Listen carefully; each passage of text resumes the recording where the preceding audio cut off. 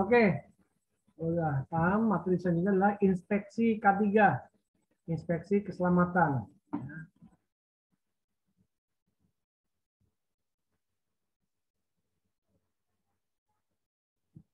Oke, sebenarnya ini cuma refresh saja, teman-teman. Sebenarnya lebih gampang sih, lebih gampang kalau apa ya? Ya lihat-lihat di video kita lah, sebenarnya lebih gampang. Oke, inspeksi. Ya, ini inspeksi itu apa manfaatnya? Inspeksi manfaatnya kadang teman-teman nanti suatu ketika contoh di kapal ada inspeksi dari uh, Maritime Inspection, kemudian ada Surveyor Indonesia misalkan. Kalau di kapal komplit ya, kompleks juga.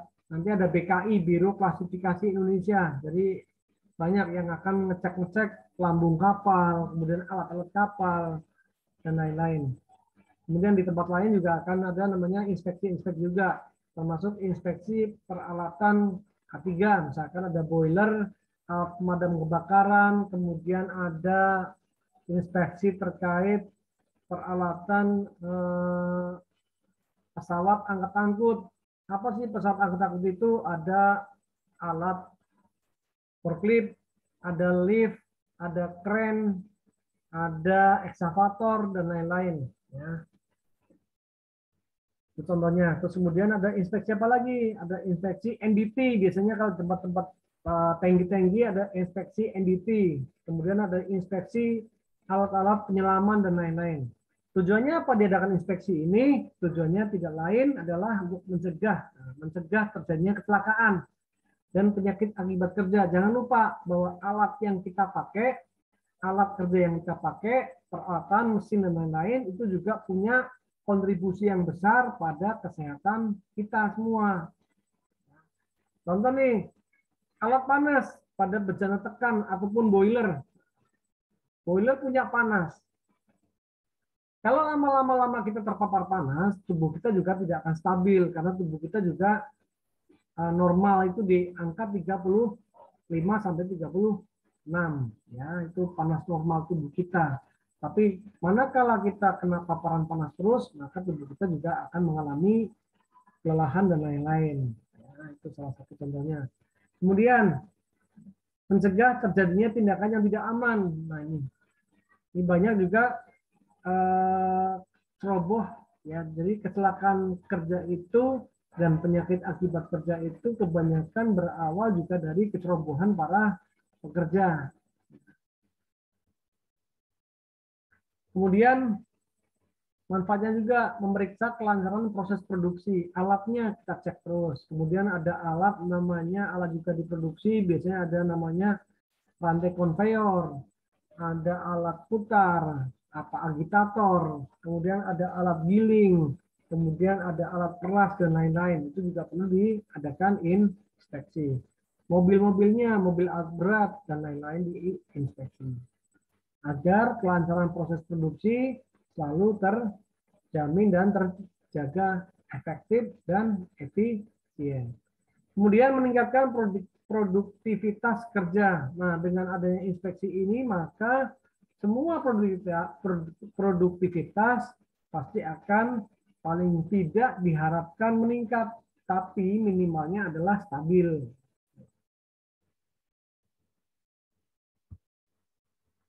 Oke, inspeksi K3 juga dapat digunakan sebagai alat bagi manajemen untuk melihat kinerja, tingkat produktivitas, serta efisiensi perusahaan.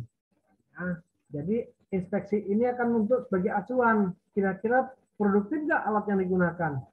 Jangan-jangan kita membeli alat pemadam terlalu banyak. Jangan-jangan kita pasang alat pemadam kebakaran ternyata kurang. Oh, ternyata kita pemadam kebakarannya salah beli atau salah pasang. Jadi banyak sekali. Ini contoh ya, contoh di rumah sakit. Nah, di rumah sakit ini contohnya adalah banyak sekali peralatan-peralatan kerja yang tidak sesuai dengan peruntukannya. Ini salah satunya adalah di rumah sakit. Yaitu apa? Contohnya adalah APAR. APAR di rumah sakit tentunya akan beda digunakan pada APAR yang ada di industri minyak dan gas. itu pasti akan melihat ke materi yang pertama. Jangan lupa ya, materi 1, 2, 3, 4, 5, 6 ini adalah materi yang sangat berkaitan satu sama lain. Yang berkaitan satu sama lain.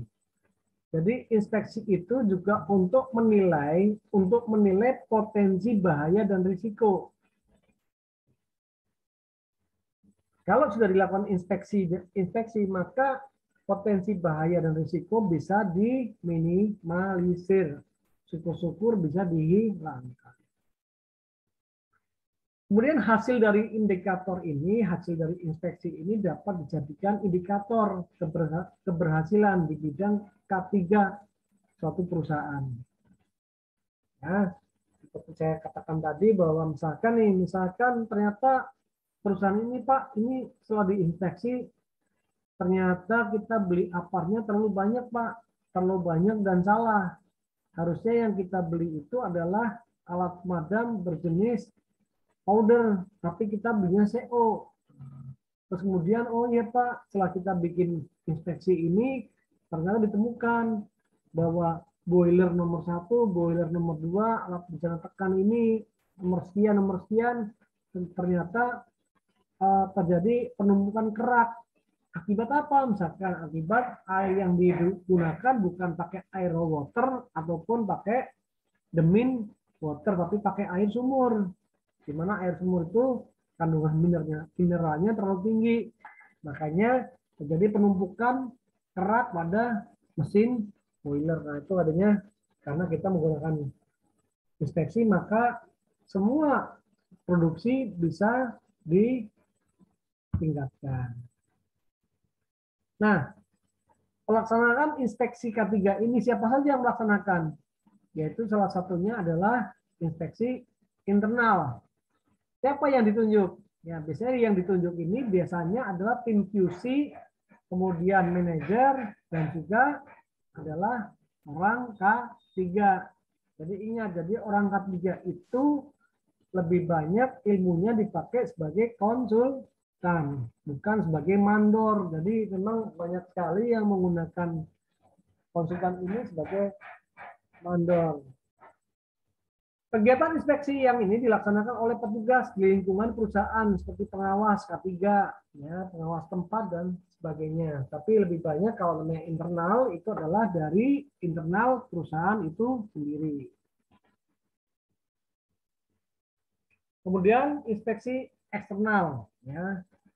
Inspeksi yang dilaksanakan oleh petugas luar, di hire, misalkan gini, misalkan perusahaan siapalah, Pak Peter, tolong itu perusahaan saya mau diinspeksi tentang peralatan kebakaran.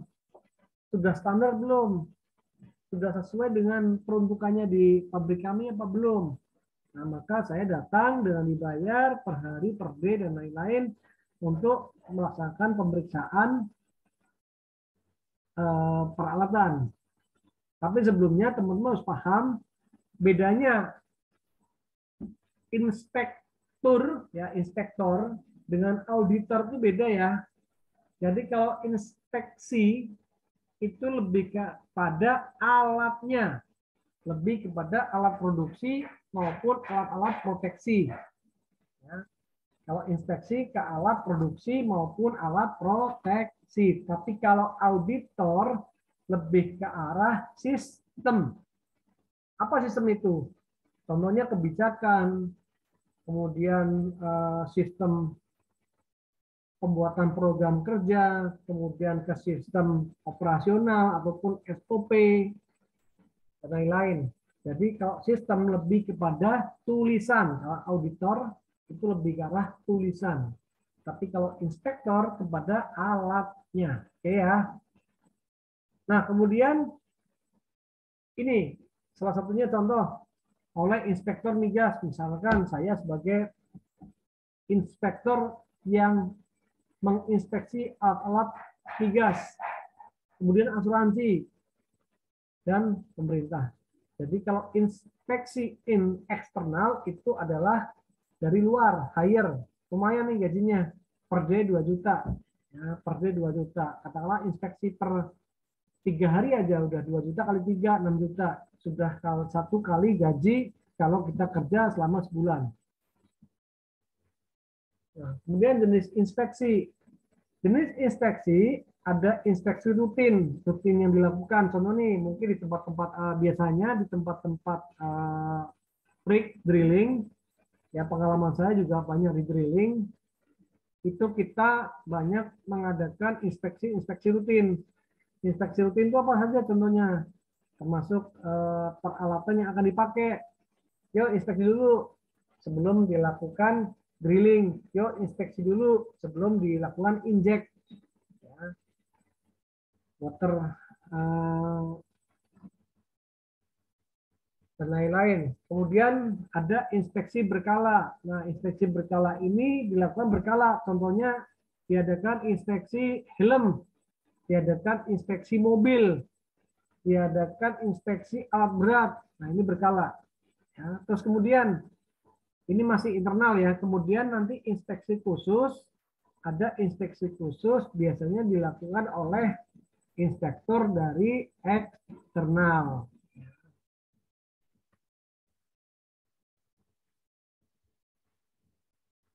Oke, sasaran inspeksi K3, lingkungan tempat kerja, ya terkait alat ya. Kemudian alat kerja, listrik, listrik juga ada pengujian inspeksi per tahun, yaitu terkait masalah penyalur petir, kemudian rangkaian listrik dan lain-lain. Kemudian ada peralatan K3. Nah, ini kebetulan saya juga salah satu inspektor terkait dengan alat-alat keselamatan kerja, khususnya alat proteksi kebakaran. Kita inspeksi tiap tahun. Ya, inspeksi tiap tahun terkait dengan hidran, selang, kemudian water pond, kemudian terkait dengan pilar hidran, kemudian isi kotak hidran, kemudian nozzle, kekuatan hidran, dan lain-lain. Ya. Kemudian inspeksi terkait dengan kotak obat. Kotak obat nanti biasanya ada yang nanya, berapa sih isi kotak obat di tempat kerja? Isi kotak kerja itu kalau mengacu dalam peraturan Menteri Kesehatan ada 11 macam obat-obat keluar, obat pertolongan pertama. Ya, jadi hanya obat pertolongan pertama, bukan obat pengobatan lanjutan. Nah, hanya obat pertolongan pertama. Kemudian prosedur kerja. Nah, ini kalau prosedur kerja kayak safety induction, kemudian kayak ini sebenarnya masuk ke ranah auditor. Ya. Itu dipisah ya. Jadi kalau yang terkait sama dokumen itu adalah auditor.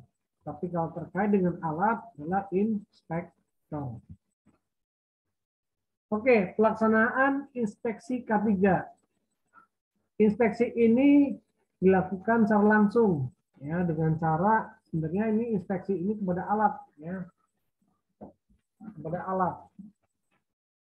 Alat ini juga pasti punya operator, makanya di sini ditulis dengan wawancara langsung dengan pekerja. Artinya apa? Pekerja yang langsung ini adalah pekerja yang memegang peralatan yang akan kita inspeksi.